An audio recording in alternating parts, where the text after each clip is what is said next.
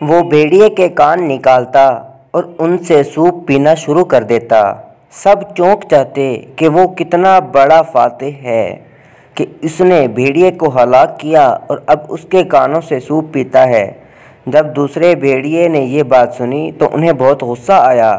یہ سراسر ان کی توہین تھی۔ کچھوا ایک رینگنے والا ادنا جانور بھیڑیے کے کانوں سے سوپ پی رہا تھا۔ انہوں نے تمام بھیڑیوں کا اجلاس بلایا اور یہ طے کیا کہ وہ لکڑیاں جمع کر کے خوب آگ دھکائیں گے اور کچھوے کو اس میں ڈال دیں گے۔ اگر کچھوا فاتح بنتا ہے تو اس آگ میں سے نکل کر دکھائے۔ کچھوا بھی وہاں موجود تھا۔ اس نے کہا، ٹھیک ہے، مجھے تم اس آگ میں ڈال دو، میں اپنے چوڑے پاؤں استعمال کر کے اس میں سے نکل آؤں گا۔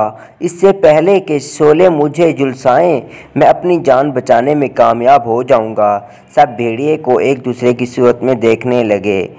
ایک بوڑھا اور دانشور بھیڑیا بولا، ہم کچھوے کو آگ میں نہیں ڈالیں گے بلکہ آگ پر چکنی مٹی کی باندی چڑھائیں گے۔ پھر پانی جب خوب گرم ہو جائے گا اور کھولنے لگے گا تو کچھوے کو اس میں ڈال دیں گے۔ ہاں، تم لوگ جلدی ایسا ہی کرو۔ کچھوے نے رضامندی ظاہر کر دی۔ اس سے پہلے کہ پانی کھولنے لگے اور میری کھال کو نقصان پہنچائے، میں اپنے فولادی پاؤں سے ہانڈی توڑ کر باہر آ جاؤں گا۔ بھیڑیے بہت مایوس ہوئے اور سر جوڑ کر پھر صلاح مشورہ کرنے لگے۔ انہیں اپنا منصوبہ ناکام ہوتا نظر آیا تو پھر دوسری ترکیب سوچی گئی کہ کچھوے کو دریا تک لے جا کر اسے بہت گہرائی میں پھینک دیا جائے۔ سب بھیڑیے دریا کے چاروں طرف کھڑے ہو جائیں اور کچھوا جب تک ڈوب نہ جائے وہیں کھڑے رہیں۔ یہ سن کر کچھوا رونے اور گڑ گڑانے لگا اور بولا، مجھے دریا میں مت پھینکو، میں ڈوب کر مرنا نہیں چاہتا۔ بھیڑیوں نے اسے دبوچ لیا اور دریا پر لے جا کر خوب گہرائی میں پھینک دیا۔ پانی میں ایک چٹان تھی۔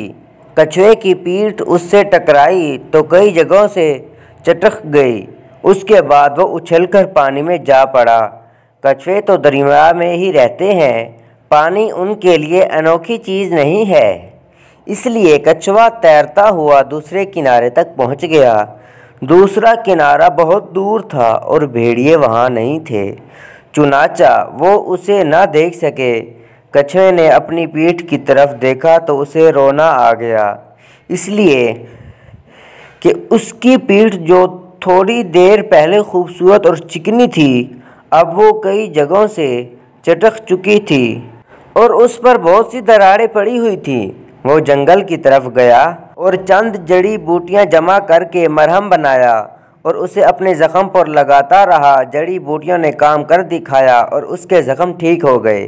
وقت گزرتا رہا، کچھووں کی کئی نسلیں گزر گئیں، لیکن اس کی پیٹھ پر پڑے ہوئے نشانات دور نہ ہوئے۔ ان بے ترتیب نشانات کو تم اب بھی کچھوے کی پیٹھ پر دیکھ سکتے ہو۔ ایک اور دلچسپ بات وہ یہ کہ کچھوا بھیڑیے کے کانوں کو سوپ پینے کے لیے چمچے کے طور پر استعمال کیا کرتا تھا، چنانچہ قدرت نے ان کے کان بالکل چمچے جیسے ہی کر دیے۔ یقین نہ آئے تو کسی بھیڑیے کے گھر جا کر اس کے کان پکڑ کر دیکھ لو، بالکل چمچے جیسے ہی دکھائی دیں گے۔